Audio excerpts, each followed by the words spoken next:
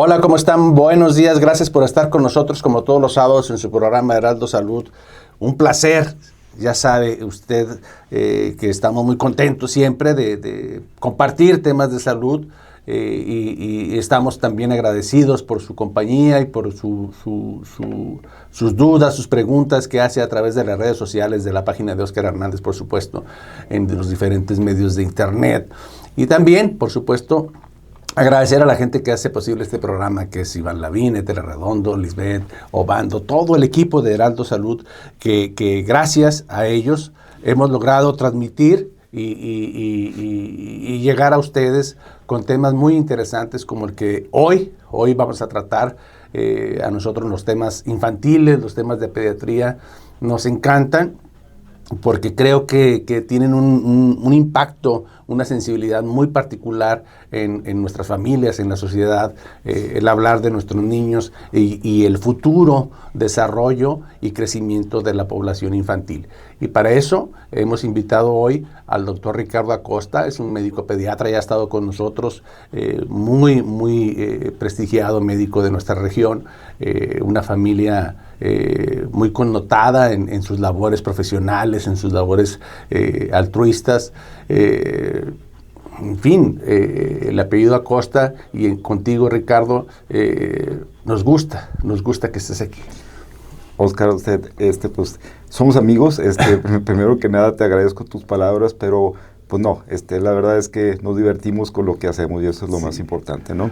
Y ahorita que mencionabas infantil, es definitivamente un tema pediátrico, pero es un tema que trasciende definitivamente las edades, ¿no? Y ahorita vas a ver por qué. Vamos a hablar acerca de neurodiversidad, ¿no? La neurodiversidad empieza, los humanos estamos hechos y construidos para lo normal, ¿no? Entonces, hemos ido tirando barreras desde hace varios siglos.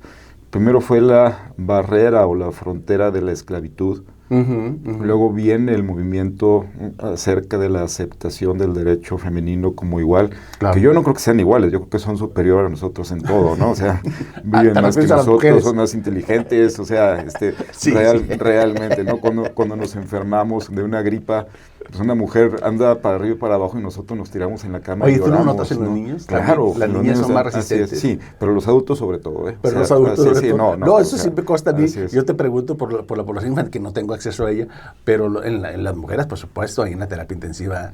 El que se queja, el de los gritos, el de me están puncionando, me están molestando, doctor, las heridas, etcétera.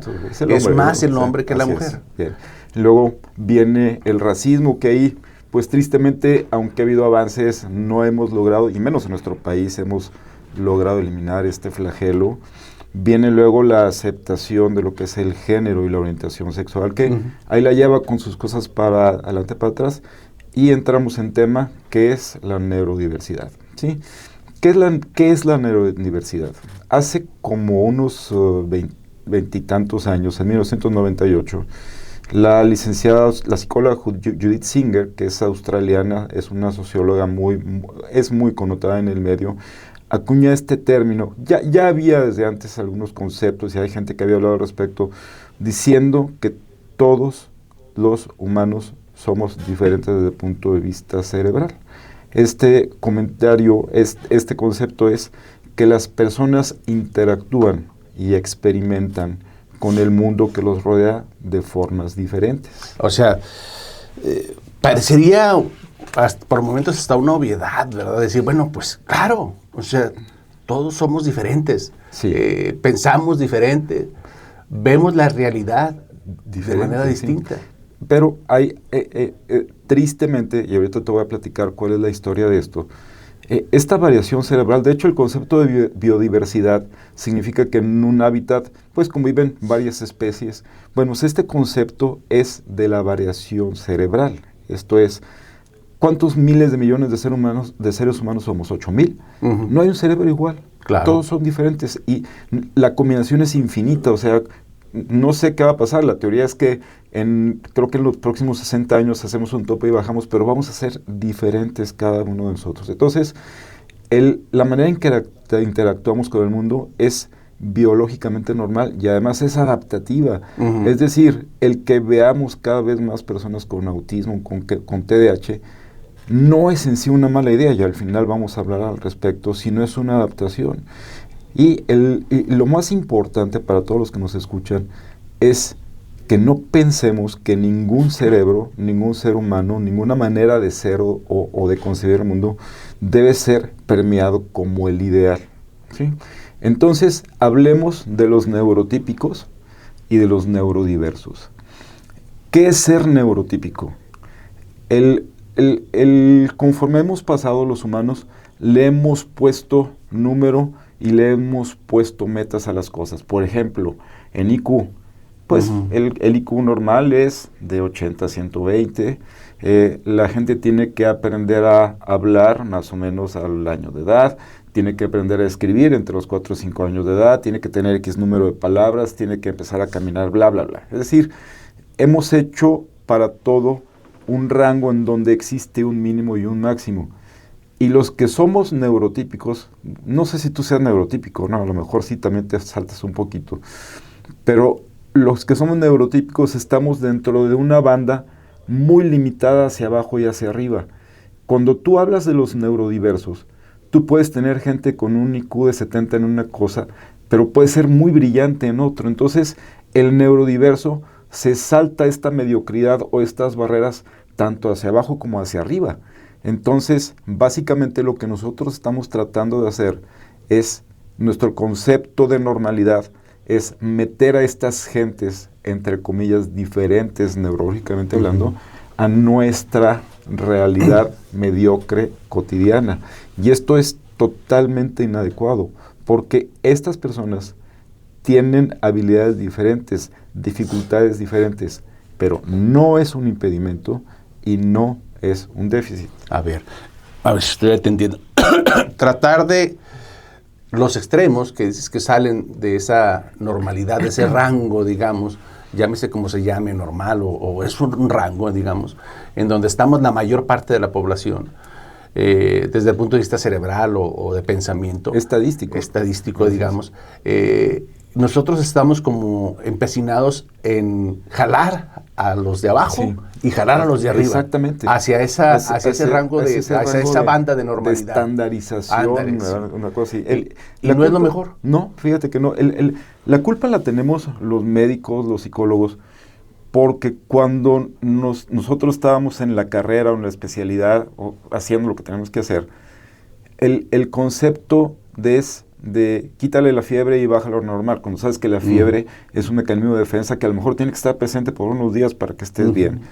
Y en el aspecto mental, neurológico, tú tienes que decir, a un niño autista no se dice con autismo, sino se dice autista.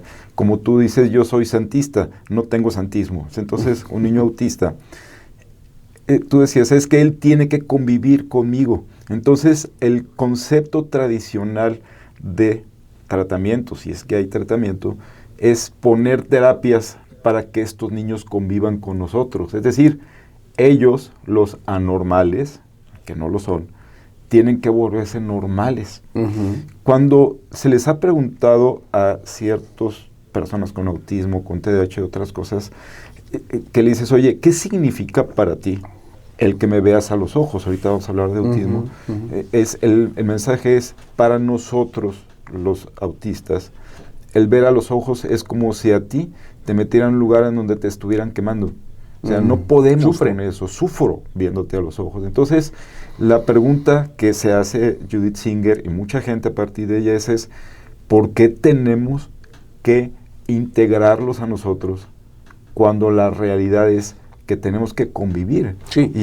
Y ahorita te vas a dar cuenta de la importancia de esto, ¿no? De ahí que eso que tú dijiste al principio, que parecía muy obvio, decir, bueno, hay que recalcar que los cerebros no hay uno igual, que todos pensamos distinto, que todos vemos y valoramos la realidad de forma distinta.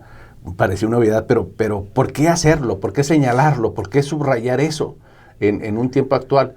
Y tú lo estás diciendo, lo subrayamos justamente porque hay otros dos extremos que son diferentes y que nosotros estamos entercados por incluirlos en ese afán de algo tan bonito, tan romántico, tan cursi, por momentos en donde debemos de ser inclusivos, pero hay gente que está a gusto ahí donde está y que tal vez hasta le moleste que lo estés jalando hacia la inclusividad. Exactamente, es que inclusividad no es enajenación, ¿eh?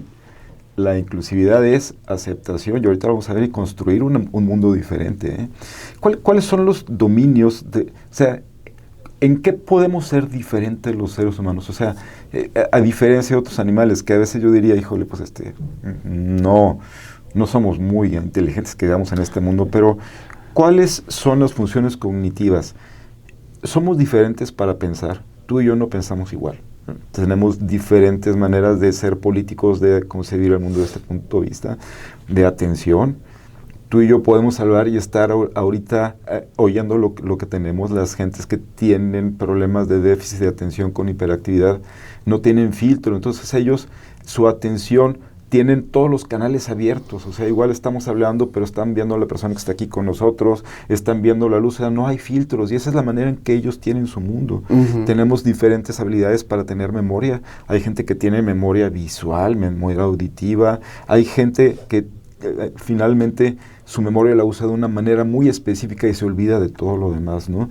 Control de impulsos, hay gente que es pues más inhibida, y hay gente que es más explosiva en la coordinación, en el lenguaje.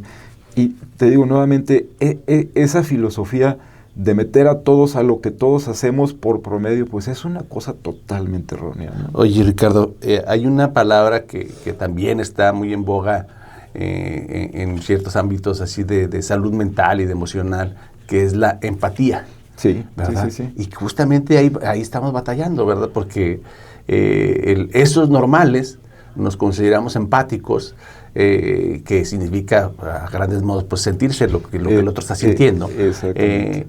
Y estas personas, fíjate que qué bueno que me salió de manera natural, estas personas, porque son personas, ¿verdad?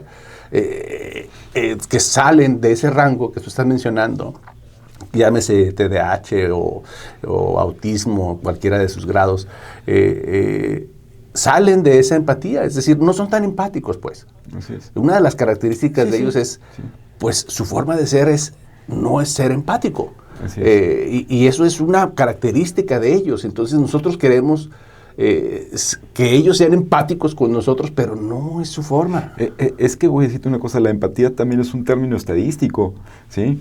La empatía es que, ¿cómo podríamos definirla? Que te des cuenta de las necesidades de los otros, que integres y todo eso.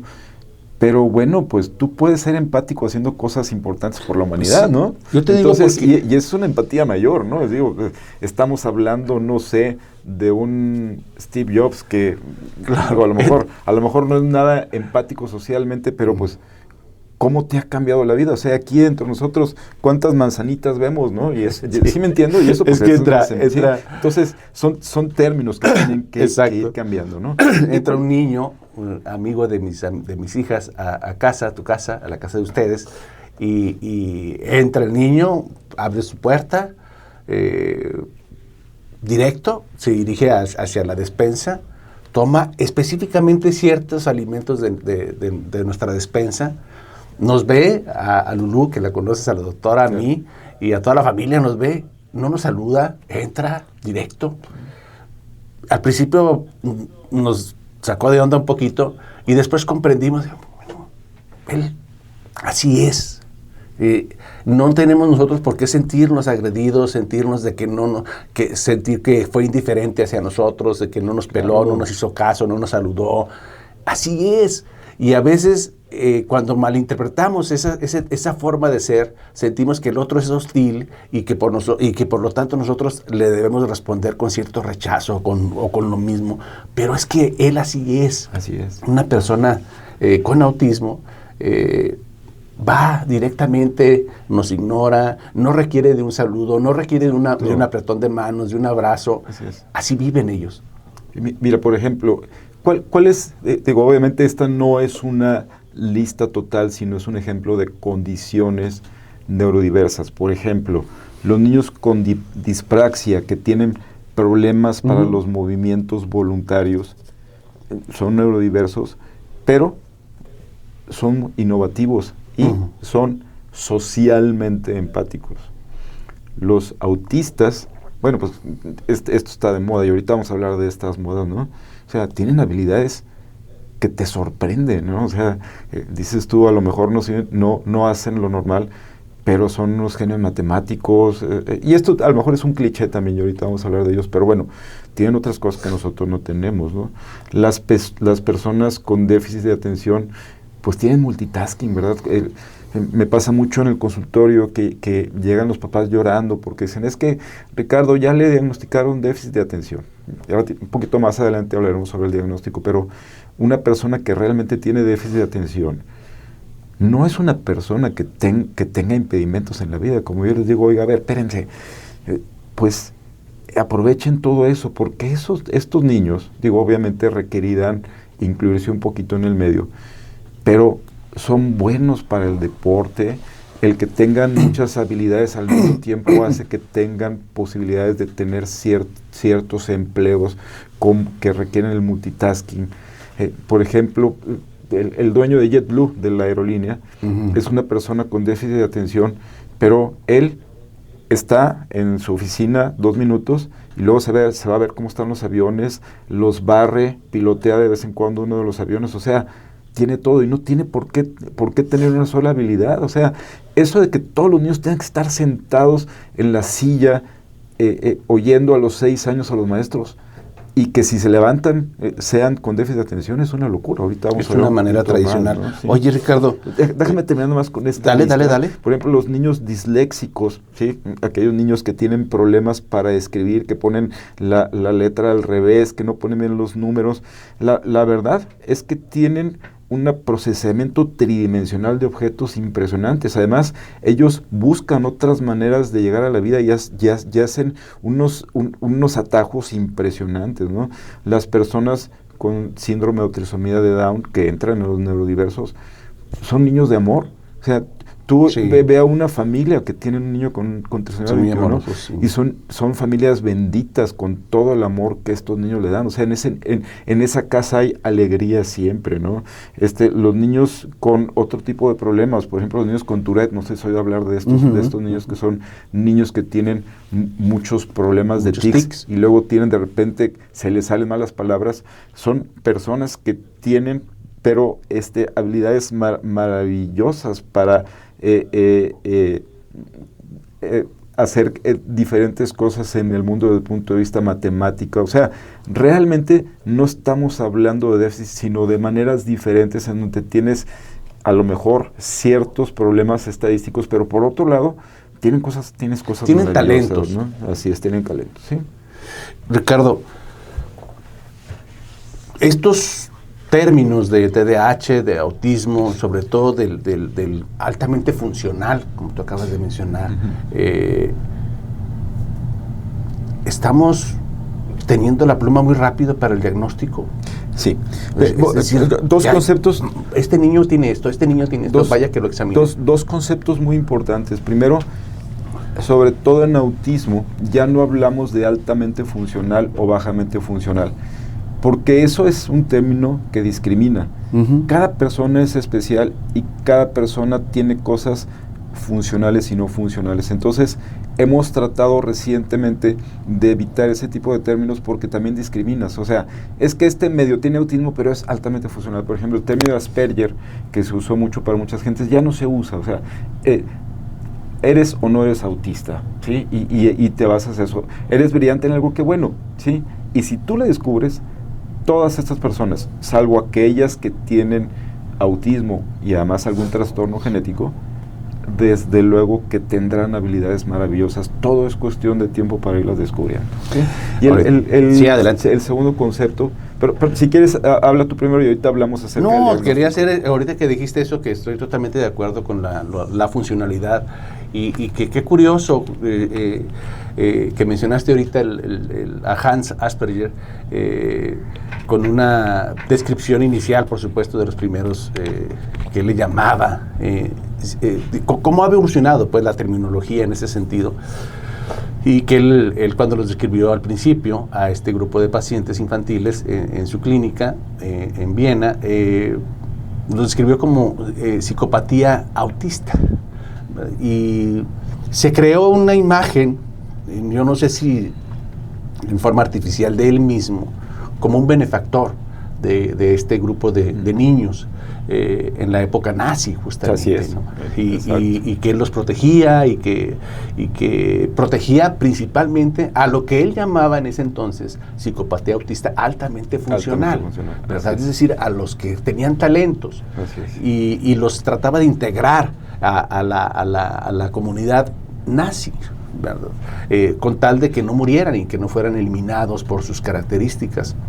Pero la pregunta era, bueno, ¿y los que no tenían esos talentos? ¿Qué pasaba con ellos? Pues, entonces, se ha desmoronado un poco la imagen de este pediatra de Hans Asperger en ese sentido, que en una postura ambivalente, ambigua, ante la eliminación de los pacientes diferentes. Y te recuerdo que no únicamente era eliminación. Hace 30 años, las familias que tenían un niño con trisomía 21 o síndrome de Down, lo ocultaban, lo mandaban a un asilo. Si tenía un problema de corazón, los médicos decían, señora, ni para qué le metemos si se va a morir. Tenía leucemia, que es más común en ellos, no, ni las trate, ¿verdad? Y era un crimen, porque pues en la actualidad un niño con trisomía 21 es un ser humano y lo tratamos de todo, y se opera del corazón y tratamos su leucemia y hacemos todo, ¿verdad? Los niños diferentes estaban en la casa o se iban a un lugar o les daban medicinas para que todo el día estuvieran inhibidos, atarantados, ¿no? Entonces, las cosas cambian, y creo que el respeto a estos derechos es algo muy importante, ¿no? Mencionabas del diagnóstico. Fíjate que estamos viviendo una época muy preocupante con respecto al diagnóstico de estas condiciones que no enfermedades. Porque por un lado, definitivamente hay más conciencia de que existen, pero por otro lado, ahora ocurre que todo lo que salga, aunque sea mínimamente del promedio, debe ser catalogado como autismo y TDAH. De hecho, está de moda.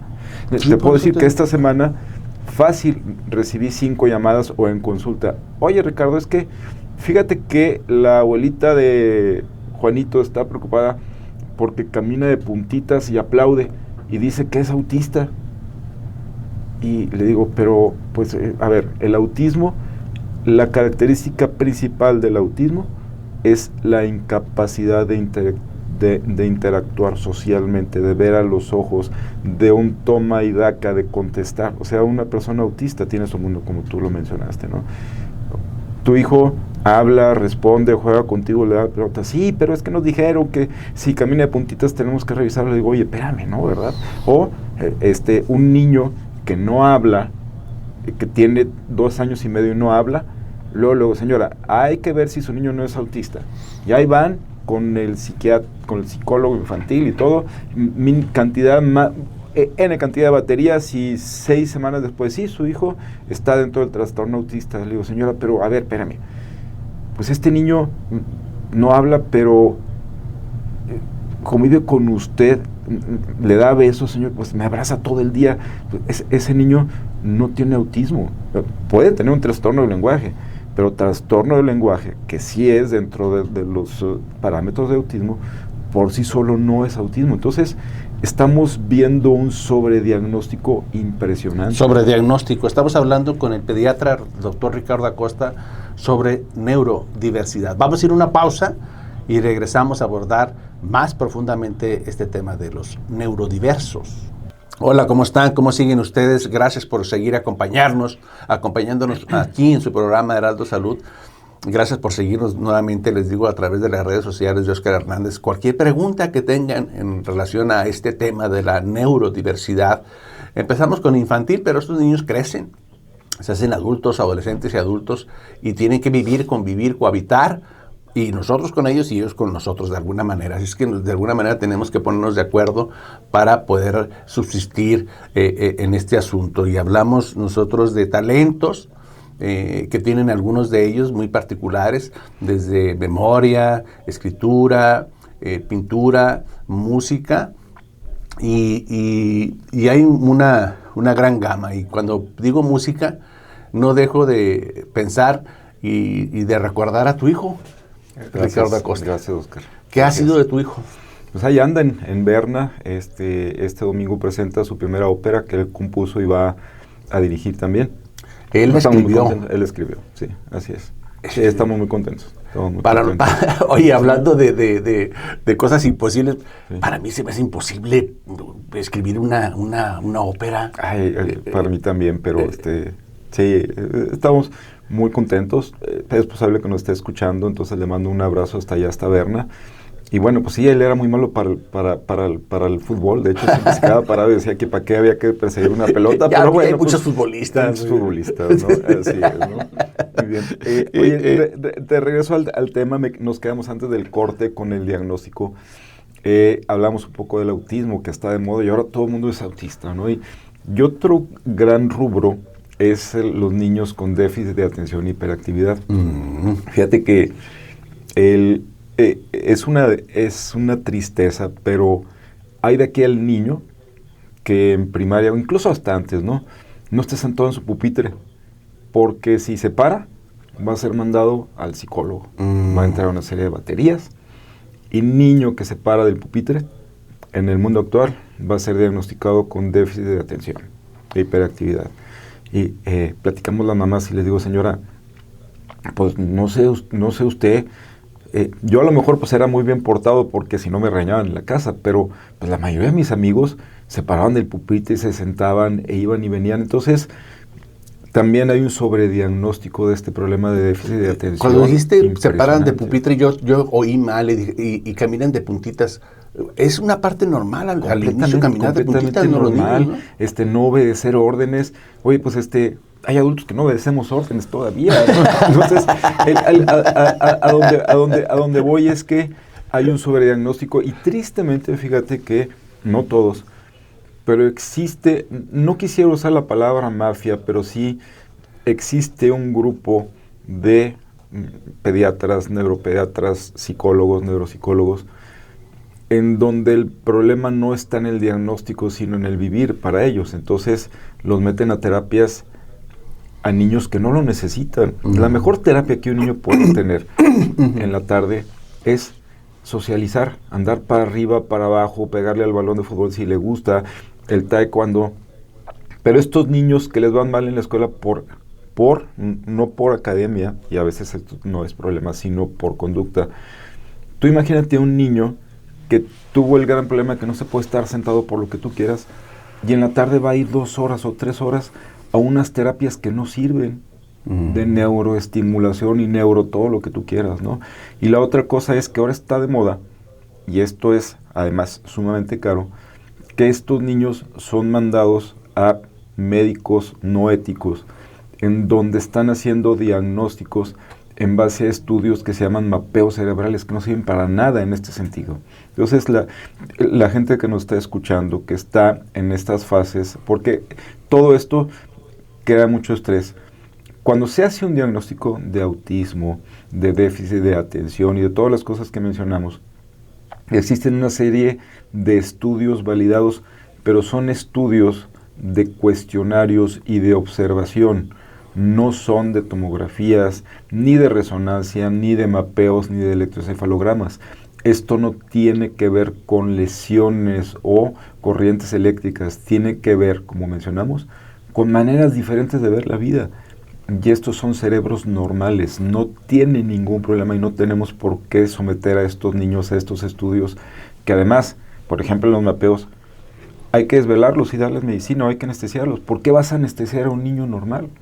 Y te lo digo porque en mi hospital, afortunadamente yo no, me tocaba pasar a las 8 de la mañana por el consultorio de uno de estos médicos, y tú veías a todos los niños, 10 niños ahí, llorando de sueño, no se podían dormir hasta que le hacían el estudio. Entonces, esto no se vale, ¿de acuerdo? Entonces, Oye, cuando vas a hacer un diagnóstico, tienes que acudir a un médico ético que te vaya desde el pediatra, que te vaya guiando en todo el proceso. Estoy totalmente de acuerdo. Supongo que algunos hacen esos estudios de tomografía, en fin, para descartar otro tipo de patologías. Supongo.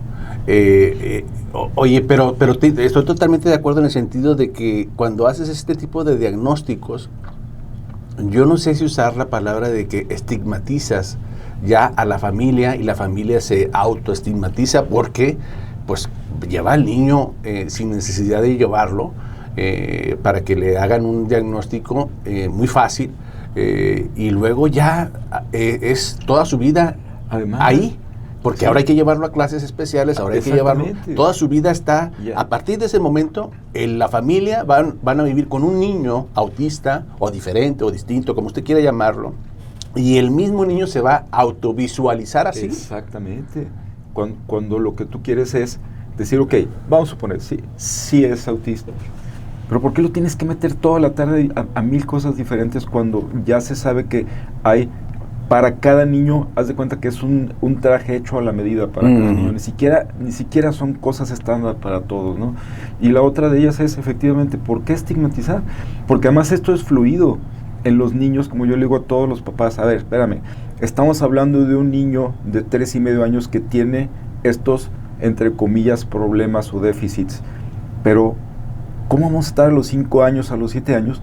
Y voy a decirte, en la gran mayoría de estos niños, con cualquiera de estas condiciones, a menos que se asocie a un problema genético, que ahorita voy a hablar un poquito de eso, los niños tú te das cuenta que como todo florecen de una manera sorprendentemente buena para todo, ¿no? Es que yo quiero imaginar y pedirle a la gente que nos escucha ese momento en que el niño va en el coche o está comiendo con mamá y papá y la mamá le dice, alístate porque vamos a ir a la clase que tú estás mencionando, Ricardo, a las 3 horas vespertinas, y el niño le pregunta a ellos, ¿y por qué yo voy a esas clases? Exactamente. ¿Por qué yo no voy como los demás al parque, al bosque, a jugar como los demás, y a mí yo tengo que ir a estas 3 horas? Esa es la parte en donde te digo, él mismo ya se está visualizando y ubicando de una manera distinta. ¿Cómo se le responde a ese niño? Es que tú vas a estas clases en particular, 3 horas o 4 horas o 3 veces a la semana, porque eres esto, porque tienes este diagnóstico, porque tienes TDAH, o porque eres distinto, o porque eres autista. Sí. Y no que no las necesiten, hay niños que sí las necesitan. El problema que tenemos es la cantidad de sobrediagnóstico que hay al respecto con niños que no lo necesitan. Mira, por ejemplo, los niños que son sobreactivos o hiperactivos, pues lo mejor que hay es cansarlos. O sea, lo peor que le puedes hacer a uno de estos niños es tenerlo en 4 paredes cuando lo que necesita en la tarde es irse a jugar fútbol, al taekwondo, a la natación para que se canse. Mira, son cosas diferentes. Entonces, es muy importante que la gente entienda esto. Y esto es una labor conjunta de las familias, de las escuelas, de los pediatras, porque ahorita vamos juntos. O sea, ya en la actualidad, el médico no es el que dice, este es el diagnóstico, o la escuela manda, y el neuropediatra, o todo el mundo, o el psicólogo dice, este es el diagnóstico. Le digo, a ver, tenemos este problema, ¿qué hacemos juntos para que esta persona pueda ser feliz? Que eso es lo más importante, ni siquiera es para que se integre. ¿Qué hacemos para que sus habilidades, sus diferencias, sean parte de la vida de una persona, ¿no? Tú imagínate un niño de 3 horas adentro, que lo que requeriría, por ejemplo, si no le gusta el fútbol, pero a él lo que le gusta son los libros, pues cómprale libros, métalo a estudiar. ¿Por qué lo vas a forzar a que sea como todos los demás? Entonces, ahí hay diferencias. Mira, por ejemplo, en el TDAH, una cosa que yo les digo a los papás, un niño con déficit de atención y hiperactividad, simple y sencillamente nació en una época en donde no debió haber nacido. Hace miles de años o decenas de miles de años, cuando los hombres éramos cazadores y las mujeres estaban allá en las cuevas. ¿Qué hijo querías tener tú? ¿Un hijo que se quedaba sentado observando las piedras? ¿O un niño que se fuera contigo y te cargara las flechas, te dijera dónde venía el tigre, dónde estaba el agua y todo? Pues ese niño tenía una atención dispersa, pero que en ese entonces era muy válida porque era de sobrevida.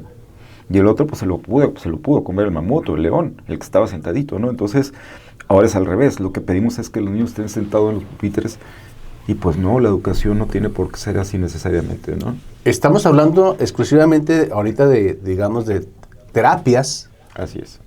Algunas ocupacionales, por llamarlo de alguna manera así coloquial, para el niño, de neurodesarrollo, neuroactividad, en fin.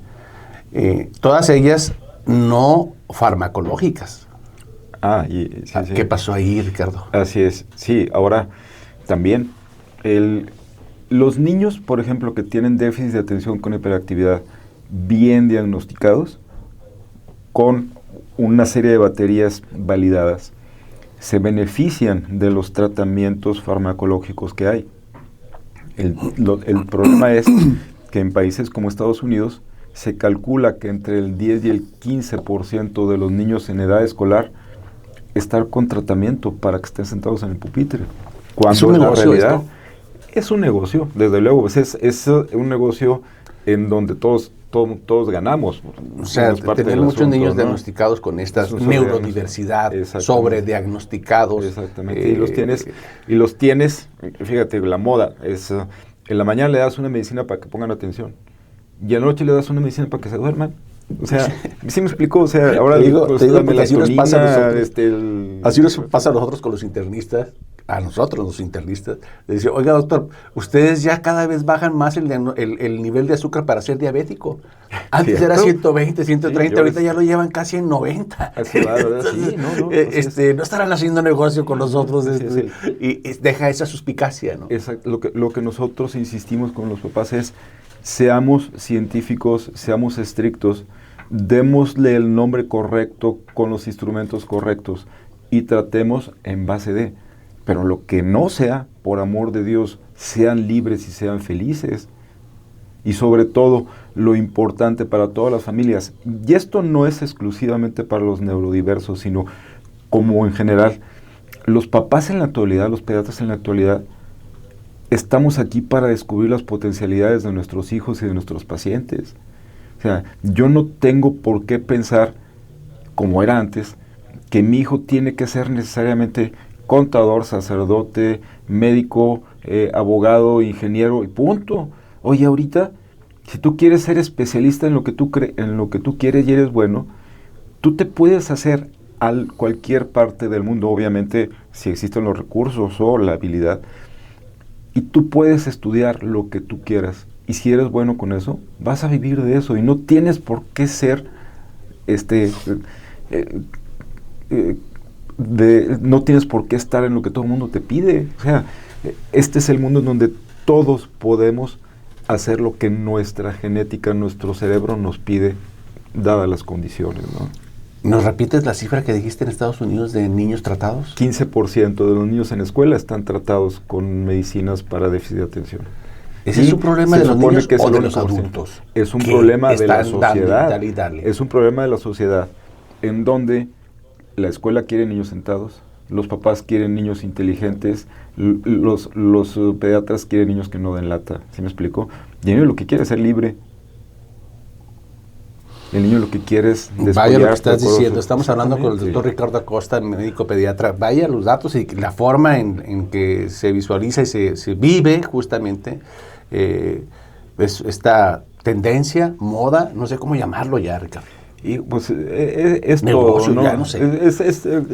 Todas las palabras que uses son correctas. O sea, es parte de lo que vivimos, de este mundo en donde queremos hijos perfectos, bonitos, sentados dentro de ciertos rangos, porque así se nos presiona. Y los medios sociales, tristemente, pues más presionan a las familias, a las mamás, a todo esto, ¿no? Fíjate que la semana pasada estuvo aquí Marinés Vega, hablamos del tema de ejercicio y niños. Sí, sí. Y decía ella, es que los papás queremos que nuestro niño sea campeón olímpico y lo tenemos haciendo ejercicio desde los 4 años, cargando pesas y así, metiendo fitness y el niño es un niño y no lo puedes meter en un esquema de ejercicio rígido y estricto y disciplinado porque desde en etapas muy tempranas porque nos crea secuelas neuromusculares en el crecimiento. Y psicológicas, o sea, pues ¿por qué me metes eso si yo no quiero, no? Así es. Yo soñaba como con que mis hijos fueran tenistas, y me acuerdo cuando me los llevaba ahí con las raquetas y todo, y uno se me quedaba dormido y otro le pegaba las bolas para afuera. Entonces dices, no, pues no es por ahí. Ahora, tienen que hacer ejercicio. O sea, claro. Dijo, no, está bien, no es el tenis. ¿Qué vas a hacer, no? ¿Qué podemos hacer como sociedad para integrarnos, para ser todos parte de uno mismo? No estoy diciendo integrarlos a nosotros, que conste. O sea, ¿cómo debemos actuar los neurotípicos para hacer de este un mundo mucho más inclusivo, mucho más justo, mucho más humano? La primera de ellos, escucha. Como tú dices, tienes a este niño que entra a tu casa y no te saluda y va y hace y agarra unas cosas y sale.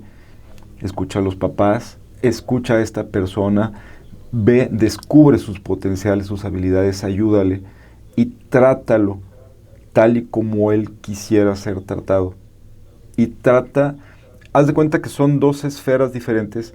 Yo no tengo por qué poner su esfera dentro de la mía, ni tengo por qué tampoco meterme en su esfera, pero podemos encontrar un lugar en donde las dos esferas se intersecten para que podamos comprendernos y convivir, ¿sí? Comunicarnos con ellos como sea posible. Mira, en mi consultorio, y eso es parte de lo que comento más adelante, no sabes lo que yo he aprendido de mis queridos pacientes con autismo, con déficit de atención. Y cuando llega el diagnóstico, obviamente es un shock, después no lo es.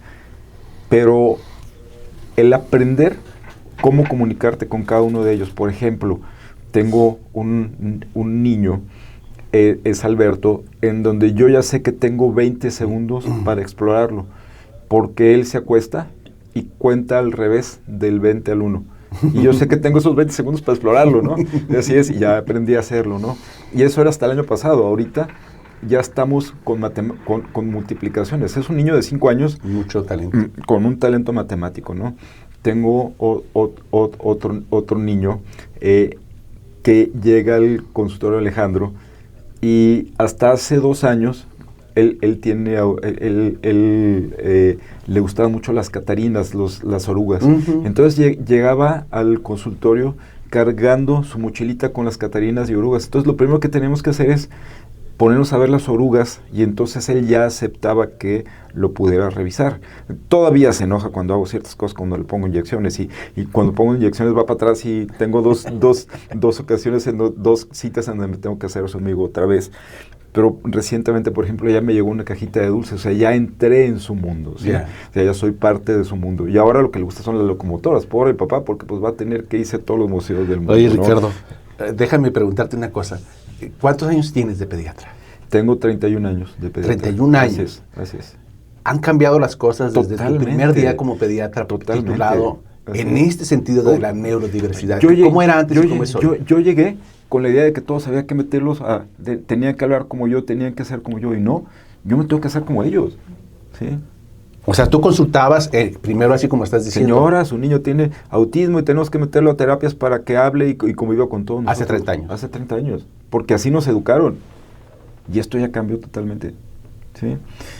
Tercero, lo que platicábamos, catalogar a las personas diversas como de alto o bajo funcionamiento es algo que ya no hacemos, porque todos tenemos habilidades, todos, simple y sencillamente hay que descubrirlas.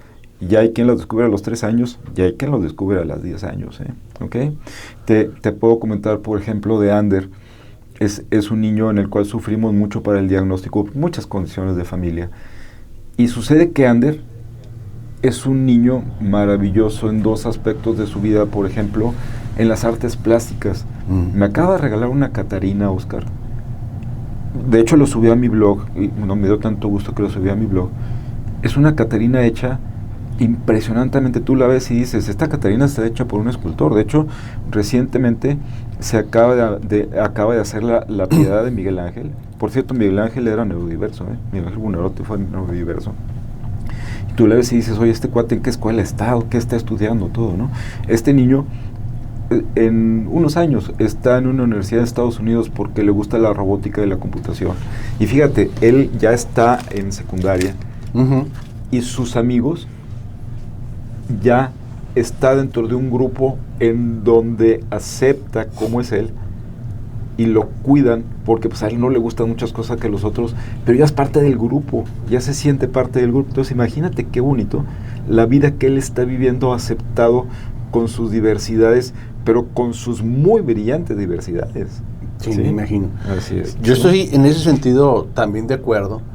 De ese grupo especial y particular con talentos, pero tú nos dijiste ahorita al principio, es que tenemos unos que sobresalen de esa normalidad, de ese rango, y tenemos otros que están, no me gusta decir debajo, sí, de esa línea de normalidad. Sí. ¿Qué hacemos con ese grupo que también existe, los de abajo, los que no tienen talento, Ricardo, los que tienen un autismo más grave, diría, más severo, o un TDAH bravo, que dices tú, caray. Así es. Obviamente no podemos generalizar porque no hay dos iguales. Cuando tú hablas de estas personas del TDAH, bueno, hay medicinas, ¿sí? Y les va muy bien con las medicinas. Las medicinas para el TDAH funcionan de la siguiente manera. Sí, andamos con tiempo rápido, ¿verdad? Haz de cuenta que tú estás ahorita en la calle, que vas, no sé, a cualquier centro comercial y vas con tu novia. Y al mismo tiempo que vas con tu novia, estás oyendo la música que está en cualquier lado, estás oyendo estás viendo la luz que te viene. Entonces, en vez de estar platicando con la novia, haz de cuenta que tú tienes todos tus canales abiertos, ¿sí? Entonces, no puedes hacerle caso a la novia te dice, no, es que no me haces caso, bla, bla, bla. Okay. Bueno, pues esta medicina lo que hace es aumentar en la parte frontal de tu cerebro los niveles de una sustancia, de un neurotransmisor que ellos tienen en baja concentración que se llama dopamina. Entonces, lo que hace esto es que les aumenta la concentración para una cosa. Entonces, esto es bueno. ¿Por qué? Porque quieren conquistar a la chica, o quieren mejorar la academia, o quieren estar mejor en la vida socialmente, ¿no? Respecto a los otros niños, yo les platico a los papás que cuando tenemos un caso de autismo, algo más, convulsiones, problemas físicos, siempre es muy importante hacer un diagnóstico correcto. Me pasa mucho que estos niños van navegando años y años y años y pasan por pediatras, neuropediatras, homeópatas, brujos, etcétera, etcétera. Pero lo más importante que yo le digo a la señora, ¿cuál es el diagnóstico de nuestro paciente? No, pues no hay. Bueno, entonces hagamos lo que sea para llegar al diagnóstico, porque no es lo mismo un autismo puro que a un autismo a consecuencia de una enfermedad genética, en cuyo caso lo que tienes que hacer es tratar esa enfermedad genética si es tratable, o con los casos que haya reportados, ver cuáles son las mejores terapias que hay. Pero si no hay diagnóstico, pues lo único que hace es estar dando de bandazos. Señora, no duerme, bueno, pues dele esto. Convulsiona, dele esto. Tiene problemas, bueno, dele esto otro. Cuando el tratamiento debe ser integral, pero con diagnóstico. En el siglo XXI, el 99% de las condiciones son diagnosticables. No necesariamente curables, pero el que tú tengas un diagnóstico cambia mucho para la familia, porque le quitas culpas, le das certeza, ya ahora con las redes, un diagnóstico bien hecho, lo comunicas con otras personas a nivel mundial. Para eso sirven las redes, para decir, ok, hay, no sé, 20 casos de estos mismos, te comunicas con las familias, igual son niños más grandes, oye, ¿qué hacemos, qué no hacemos, qué tenemos que vigilar médicamente, cuáles son las fortalezas? Porque todos tenemos fortalezas, ¿sí? Oye, Ricardo, me asusta el asunto de la terapéutica fácil, como habíamos dicho al principio, y de que en un momento se proponga algún tratamiento invasivo para estos pacientes, es decir, vamos a abrirles la cabecita y les hacemos algo para que mejoren. Eso me asusta. Claro, no debes hacerlo. Así es. Ahora, hay tratamientos para epilepsia en donde claro que tienes que a veces que hacer una cirugía, pero son la menor de las casos. Lo importante es el diagnóstico. Avanzo porque veo que ya se nos está acabando el tiempo. Entonces, no hay que hacer inferencias. Y sobre todo, acuérdate que esto es dinámico. Lo que ves ahorita en niños, a mí por eso me gusta la pediatría, porque sé que las cosas van a cambiar. Y la mayoría de las veces es para descubrir cosas brillantes, ¿sí? El respeto, como tú lo mencionabas, ¿sí? La inclusión, es decir, ven conmigo, te acepto como eres ¿Y qué hacemos para que todos seamos felices? ¿Sí? El acomodar, que esto es para las escuelas. Actualmente, en la norma oficial mexicana, hay mucha gente dice que es un delito, el que tú rechaces a un niño con estas cosas. Muy interesante. Tú no puedes decirle no a un niño, es que ¿sabe qué? No puede venir porque es autista, no puede venir porque tiene esto. Tienen las escuelas que lograr acomodar a los niños. ¿Sí? Ricardo, ¿te parece si seguimos platicando de esto en otra hora, en otro espacio, en otro momento, extender este tema de neurodiversidad? Se nos agotó el tiempo. Yo sé que la gente que nos está escuchando y que nos ve a través de redes sociales en este Facebook Live está muy interesada en este tema, así es que te pido por favor que nos acompañen nuevamente para extendernos y profundizar sobre este tema de la neurodiversidad. Creo que te quedaron muchas ganas y muchas cosas por decir. ¿Tengo 30 segundos? Sí, adelante. Simone Biles, Greta Thunberg, Florence and the Machines, Anthony Hopkins, Albert Einstein, Marie Curie, Nikola Tesla, Steve Jobs, Elon Musk, Tim Burton, Susan Boyle, Bill Gates, Emily Watson, son neurodiversos, ¿sí? Y finalmente, mientras más personas en una empresa, en una escuela sean neurodiversos, mejor son. El doctor Ricardo Acosta, médico pediatra. Nos vemos el próximo sábado en Heraldo Salud.